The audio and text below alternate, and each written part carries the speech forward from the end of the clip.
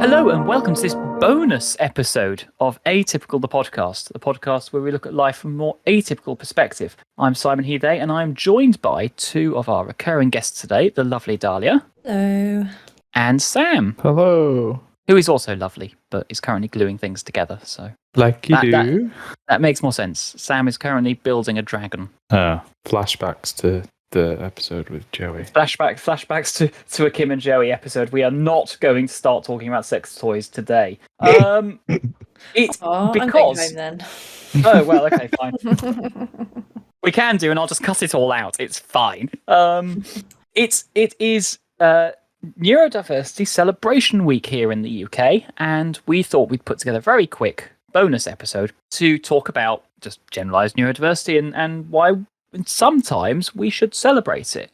Obviously, as neurodivergent people, we sometimes do face significant barriers in life, and the way in which we navigate that, whether that is because you're autistic and you're struggling with sensory issues, you're dyslexic and actually reading takes a long time, you have dyscalculia and you struggle with numbers, or dyspraxia and you can't throw a ball because you'll keep dropping it. Or you might even have Tourette's or a tic syndrome of some sort. And there are lots of different ways in which you might encounter a barrier in life, be it in society, in the workplace, in a relationship. And I just thought it'd be nice for us to have a quick chat about some of the positives, perhaps, of being neurotypical. I think potentially one of the things that I just said some of the positives of being neurotypical. Did I? Sorry.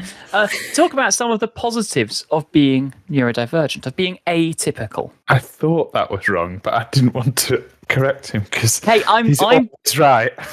I'm being very, very forgetful and weird with my... See, I told you, language matters. I said the wrong thing on my own podcast because I was having a neurodivergent moment about what you need to do is leave it in and then play the... what's the Family Fortunes? And then correct yourself. Yeah, although copyright issues, maybe. Well, fair use. Let's do our own one. Yeah. These ones are awkward. So I think, therefore, we need to just think quickly about the language we use. When we talk about neurodiversity, it's a term that is used to describe the variation in neurocognitive profiles across the whole population. It's not necessarily one condition or difficulty or difference. It recognises a variety in the way we speak, the way we think, move, act, communicate even. Human brains are immensely diverse and varied, and we all have a unique set of different connections, those billions of nerve cells in our brains.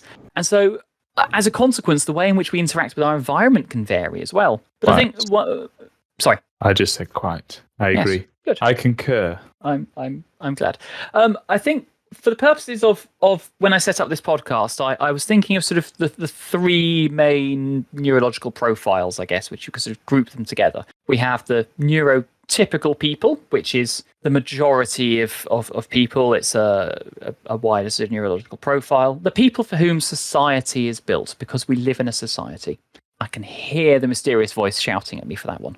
And then we have neurodivergent people, and these are people who generally like myself, like Dahlia, and most of our other hosts, who sort of fit outside of that majority neurological profile. And principally we're thinking things like autism, sometimes known as ASD, attention deficit hyperactivity disorder, or ADHD, dyslexia, dyspraxia, dyscalculia, dysgraphia, and Tourette syndrome or tic syndrome. That's not a definitive list of everything associated with neurodivergence, but those are the ones which most people principally associate with them. I suppose you could add in certain neurodegenerative things as well, so, dementia and Parkinson's and so forth, but I think they deserve their own category because they have additional extra needs. But anyway, I've rabbited off into a direction, haven't I? It's because I've been presenting at work, so I'm in You're in presentation mode, aren't you? I am in presentation mode, yeah. It doesn't happen very often, so mark it up on a calendar of Mayan complexity. Because Sam will tell you that I never explain anything to anyone at any time. I'm very reticent and quiet about all of these things. Not. Where's your sign? Yes. Well, I think so. As a celebration of atypicality, I am Simon. I am autistic. I have ADHD and dyslexia, and I have had PTSD in the past. But all of these things, all of these struggles, I think make me not just a unique person, but hopefully a good person, a useful person. They make you you. They make me me. Dahlia. And that's a wonderful thing. Tell us who you are, because I've been talking for too long and we need another voice. I'm Dahlia. I have recently received an ADHD diagnosis. I have yet to receive an autism diagnosis, so currently I'm just walking around like many other people, especially people assigned female at birth, suspecting they have autism and not really finding it easy to get that confirmed because of medical / I don't know, psychiatric ideas. And what else? Once upon a time I was diagnosed as dyslexic, and that didn't, and then when I got diagnosed with ADHD, they were like, no, I don't think you are dyslexic, I think it's just ADHD. Anyway, who cares? I know that I definitely know I'm a neurodivergent person, and I've always felt that I see things in a different way to other people. I process things and interpret things in a different way to other people. And I think that it's really important, actually. I'm glad that we're like having a conversation about neurodivergent, celebration, because a lot of the time,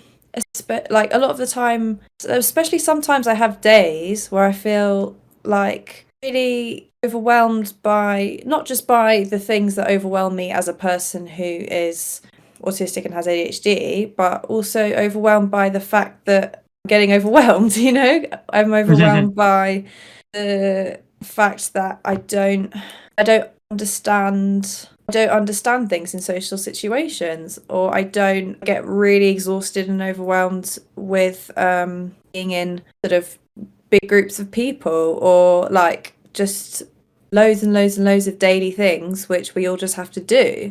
And sometimes that can make me feel quite down and even hopeless about myself. If I feel, I can feel kind of like, oh, I'm never going to be able to do X like the people, and sometimes having a day like that is hard, but then to have a day like this where I feel like I can spend the whole day, even though I'm doing some work and I'm talking to people, I'm talking to you guys, but I can also spend that day like doing my little crafty tasks and keeping my hands busy and like quite enjoying myself, and feel accepted and not like kind of judged for being who I am, and like talking about celebrating neurodiversity, like that's really nice. Like that's what I feel like I needed today. So yeah, that's a long-winded explanation. That's who I am.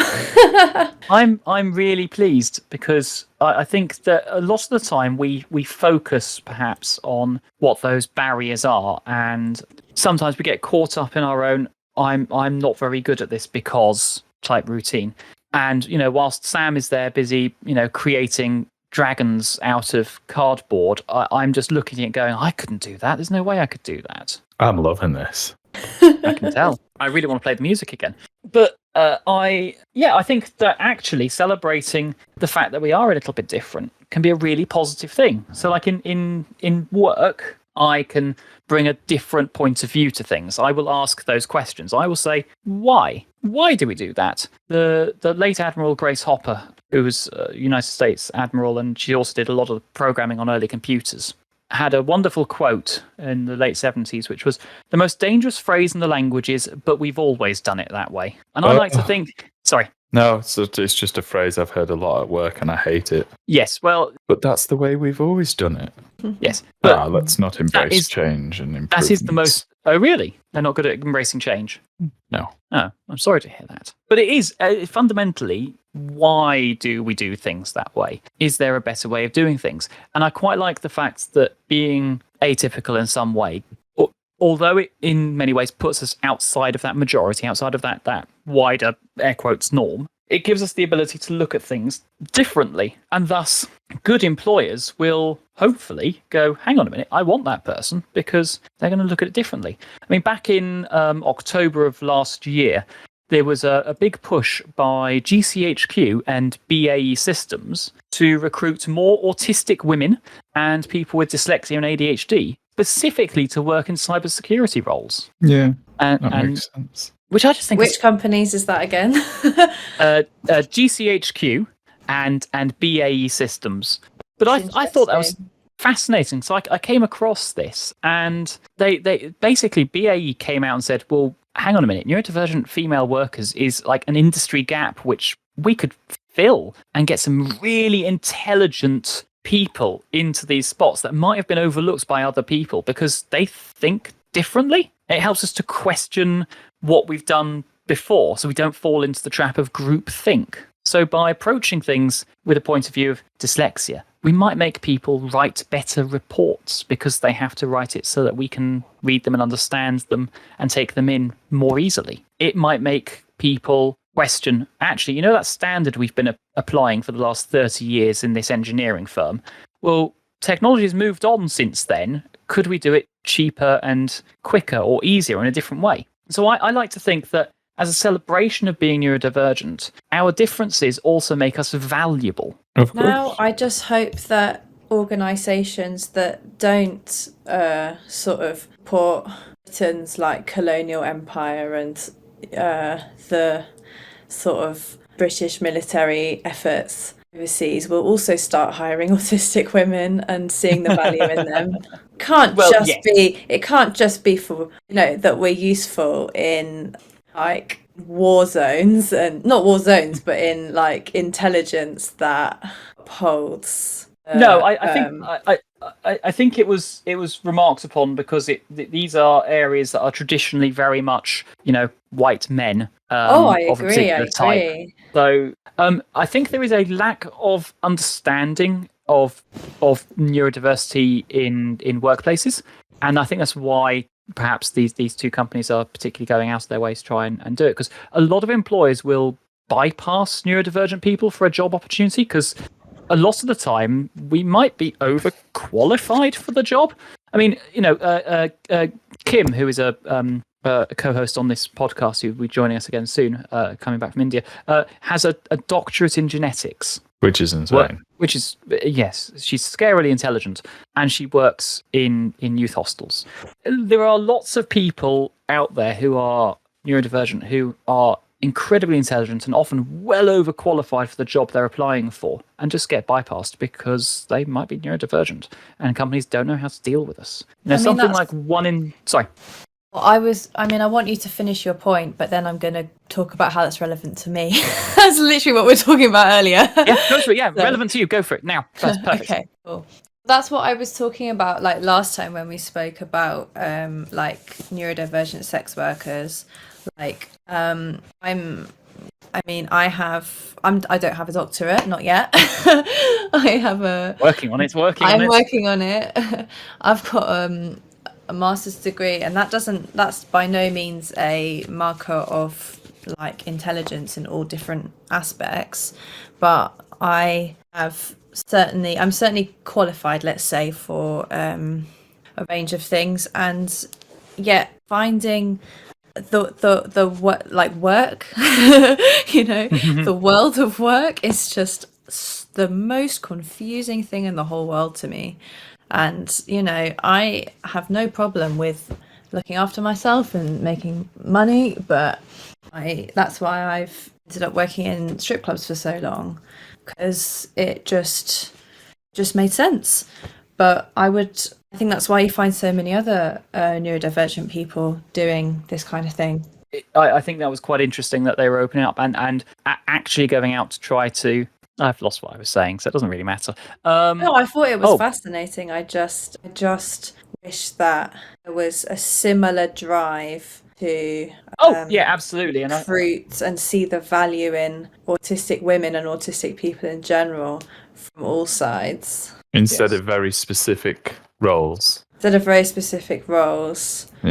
absolutely. I wouldn't do, because I don't want to be a part of That's just me. That's fair enough. I mean, I think that's a really rather lovely one. I think because my brain has stopped. What's going on? Are we too distracting? No, I wanted to start saying something and just went, nope, you can't say anything. It happens. Yeah, I know that feeling. There's stuff and words and things Give there. yourself a second. You can take a few minutes to collect. Reset and breathe. It's a good job you're not live streaming. Exactly. Well, I mean, I know. Yes, you made my brain click. So there's another podcast which I listen to and who follows us on Twitter called The Autistic Woman, and she's an attorney in America, and just quite interesting. She was talking in an episode a little while ago about how actually being autistic helps her to do her job because looking at things from a different point of view and on those. So I just thought that was quite nice. So shout out to the Autistic Woman who follows us and we follow on Twitter. She's also a great podcast, and I think I've got her linked in the show notes already. So, but I think also it kind of helps in some way. We go back to like the empathy thing, right? A lot of people think that, especially autistic people, struggle with empathy. We've talked about this on the program before. Most people struggle with empathy. Precisely. Most people are absolutely awful at it. And there's the double empathy problem of overfeeling it, feeling it too much, and so you shut down. I think I've mentioned before the sort of sensory overload stuff where I didn't really react much to certain things because there was too much going on. I was feeling everybody else's emotions. It was just really difficult to manage. But something I was talking about in a work presentation earlier on today was the way in which certainly I, with my various and weird neurotypes, go about empathy. If somebody's having a bad time and they are telling me a story about why they're having a bad time, I will probably connect with them if I've had a similar thing, because that's the whole empathy thing, right? It's about being able to feel other people's pain. I will sometimes feel that by, I have a very similar story, I will share that with you. And it's not because I'm trying to make their moments about me. It's because I'm trying to show them they are not alone and I do understand where they're coming from. I might not understand the very specific thing they're going through, but I've been on the same train. I understand what it's like to go over those points. I know, very, very, very autistic metaphor there, using a train. But, we've all hit that same bump in the road and we've all felt it slightly differently. But some people really struggle with realizing that's what you're doing. And I've learned to really have to really manage, because I've got the urge to do that, and I really try to manage, where do I jump in with this? Or don't do it too soon. Give them a certain, I think they need more time. But this will be really useful if they trust me. Yeah, so I have a thing that will really help them and will bypass, hours worth of grief if they just listen to the thing because I experienced it and I can help them. Because it's a general drive to want to help people so they don't have to go through the same trauma and pain as we've been through. But I think for me, there's that sort of social thing, right? Is a lot of neurodivergent people struggle with friendships. For me, I know I had very few friends until I met Sam and Joey and a couple of that group who helped me to unlearn an awful lot of trauma-driven ways of just pushing people away and not making friends because I was terrified of showing people who I was as a person. So thank you, Sam. But I've not done anything. Well, maybe that's what it is. You just sat there and listened to me rabbit on about stuff. Maybe. Showing, letting someone be and showing them that it's safe to be themselves. That doesn't feel like anything, but that is so important. I think that's also what's important about neurodivergent friendships. And I think in some ways that has helped me to build some of my strongest relationships. My best friend is also ADHD and autistic, and we just connect so well because we understand each other. And that sort of the branching conversations that a lot of ADHD people have, where you start off and then you branch off somewhere else and then you go somewhere else and you go somewhere else and it bounces all over the place. You can follow that. It's fine. It's not exhausting. It's just nice and easy because my brain's doing exactly the same thing. So it just synergizes. And I struggle with that with people who I don't know very well, or are just, typical. So I think in some ways it can help us, all of these neurodivergencies, because of the way they change the way in which you process in your brain. They all have an impact on language processing. They have an ADHD and autism especially, but there's some research that suggests dyslexia as well have a impact on parts of your brain that process mood, that process emotion, that process even your obviously ADHD processes dopamine and so forth as well. And so when you make a connection with another person and they reciprocate those feelings, you can build such a strong bond. And I think the other positive is that I have a couple of friends who I would say are really, really good friends. I might not speak to them for weeks because, life and communication and stuff. But then when we do chat, it's like no time has passed at all. We just slip straight back into that conversation. And we'll also understand if the other person doesn't reply for 5 days because they look at the message and go, oh, I'll do that in a minute. And then they forget. And then they get embarrassed and go, I can't reply now because it's too late. And So I think that's a really good thing to celebrate about neurodiversity, is being more accepting as well of other people's foibles. I don't know. Maybe I'm just being nice. I agree. I think that with like one of my friends in particular, another woman who's autistic, and we've kind of both realised we're autistic at the same time, and just the way that we've always been close, and we've always been, I think probably looking back on it, because we're both autistic, we've had this way of communicating with each other that's very direct, that other people maybe haven't always understood, or have perceived as we were being rude to each other or we weren't nice to each other, but actually we're just cutting down to the essentials, and that's our kind of communication style. Just there's a bit less tone involved sometimes. You can get things done so much quicker because you're not beating around the bush. You just say, this is what the thing is, let's do it. Yes, does this work? Yes or no? Yes, brilliant, let's go. And I love that, but that doesn't work with everybody, and it's fine. But even what was the point? The point was about accepting other people's foibles again, wasn't it? That's how come I think I've managed to. I also didn't have a lot of friends growing up, or I had them and then I didn't hold on to them. So I think becoming more accepting, having sort of neurodiverse friendships has been a huge eye opener, and that's probably only really happened as I've kind of grown up, as an adult. Actually. Yeah, I mean, sorry, Sam. Oh, sorry, I thought you started to say something there. Oh, nope, no, okay. no. I'm just playing with my claw. Hello, this is Simon in Post. The fact that you're hearing me probably tells you we had a minor disturbance in the recording. You haven't missed much. Between that last bit you just heard from Sam and the next bit you will hear, there was maybe 30 seconds or so. To fill you in, Sam is making a very colourful card dragon for a party later on in the week, and was showing it off to us via video. This led on to quite an interesting conversation, so I've actually left it into the recording. We rejoin the podcast now. Oh, it's incredible. Did you have a pattern for that, or did you just figure it out? No, God, no. It's just a file I downloaded. Simon said I'm good at arts and crafts. I'm good at following instructions. Which, as an ADHD person, I'm not. Bit of both. Anything with instructions I can follow very well and complete. But I'd struggle with designing something like this because I'd struggle with the shapes. No, that's really hard to figure that then out. We're making you an honorary autistic. You're good at following instructions to the letter, but you can't imagine new things.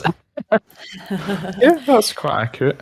I think the autistic and ADHD bits of my brain just fight each other over how to do something sometimes. Constantly. So sometimes I see instructions, or actually let's start with thinking about the thing I want to do, and I'm oh yeah, I'm gonna do it perfectly. I'm gonna research how to do, and then I get there and then I'm oh, I don't have time to read the instructions. I just want to do it.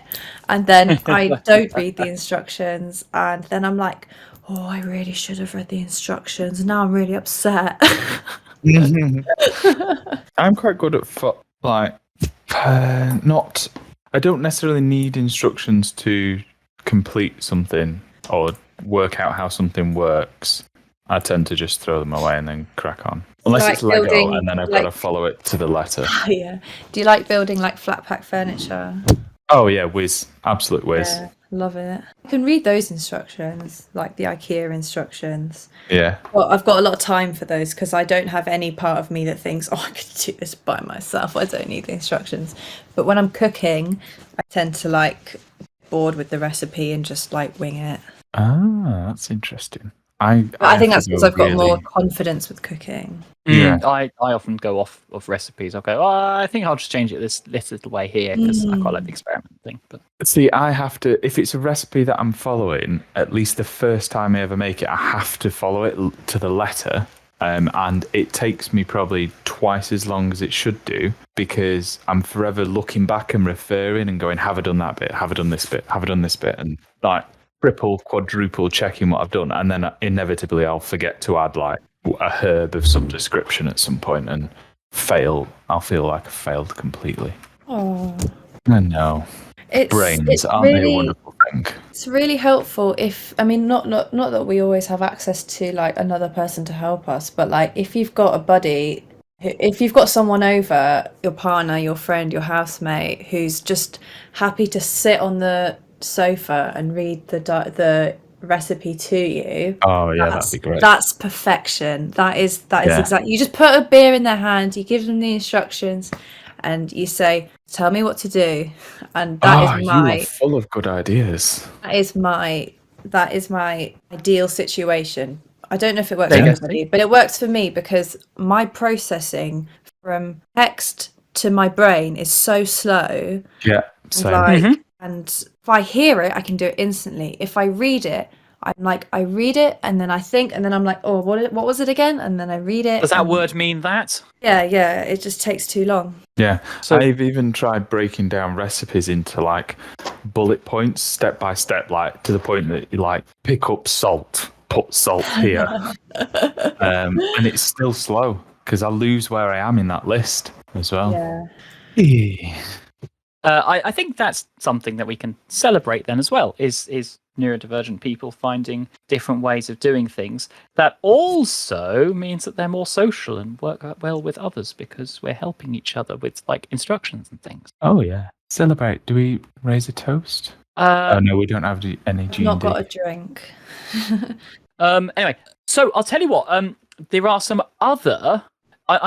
For the benefit of the recording, I'm going to stick a whole bunch of really interesting articles and a couple of links to other podcasts in the show notes, which are well worth listening to about the history of neurodiversity and actually why it's quite a good thing. But I think there are some real benefits to having neurodiverse people within your society, within your friendship group, within your company. There is a bit of a trope, but it's a trope for a reason. We have a bit of an ability to spot patterns and trends and see when things are not quite right. Don't ask me to tell when you've had a haircut, but I will know something is different. And I think also we have a pretty good chance of changing the world. Whether or not you agree with these people or not, but I mean, Winston Churchill, Albert Einstein, Steve Jobs, Thomas Edison, Agatha Christie, Rosalind Franklin, I named her earlier on, Grace Hopper, all had some form of social or physical condition which at least bordered on, if not was, a full neurodivergence, and helps to change the world. You know, because we see things in a particular way, I like to think we're driven by fairness and a desire to make things just a bit better. Well, there was some of you that were really broken. I mean, I am very broken. This is entirely true, but Not all. I'm sure. Well, it's not everybody's good. I don't know. I'm rambling. Delete. There are bad people. there are very bad people, and there are people who will use their neurodiversity as an excuse to be a bad person. No, it's not because you're autistic. You're just a nasty person. Yeah, exactly. But most people are generally good. I would like to think that most people deep down have a fundamental well of wanting to be good, unless they're psychopaths, of course. Yeah. It's just, for some of them, it's buried under deep, deep layers of trauma and capitalism. So getting to it is not necessarily the easiest thing in the world. No. But anyway, look, we've been talking for quite a while for a bonus episode.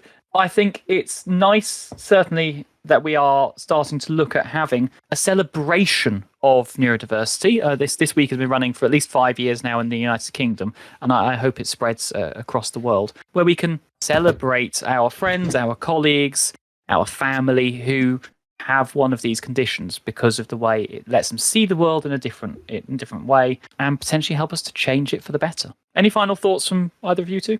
I didn't even know there was Neurodiversity Celebration Day, so I'm quite happy. And I tend to be a bit tend to actually roll my eyes cynically at all the days we have that celebrate everything, because there's a day for like cheese on toast now, but like this has actually, cheered me up and made me feel a lot more like positive about being neurodivergent today. Oh, I think with these things as well, it's quite important to make people aware, because it's difficult though, because again, it's a bit like having allies that are sort of neurotypical. I think is something that people should try and promote. So I think maybe people that are or have friends that are neurodivergent can sort of help show that support in some way. And I think that's part of what was it again, the period, the week, is it the week or the day? It's this week. It's Neurodivergent Celebration Week. Yeah, so it would be good if neurotypical people could help sort of raise awareness of that. Allies would be amazing. Yeah. Allies. Because we have that it's quite a common thing for the LGBT community, so it would be good to have it for the neurodiverse. Yeah. Is that right? Have I said the right words? Mm-hmm. I think so.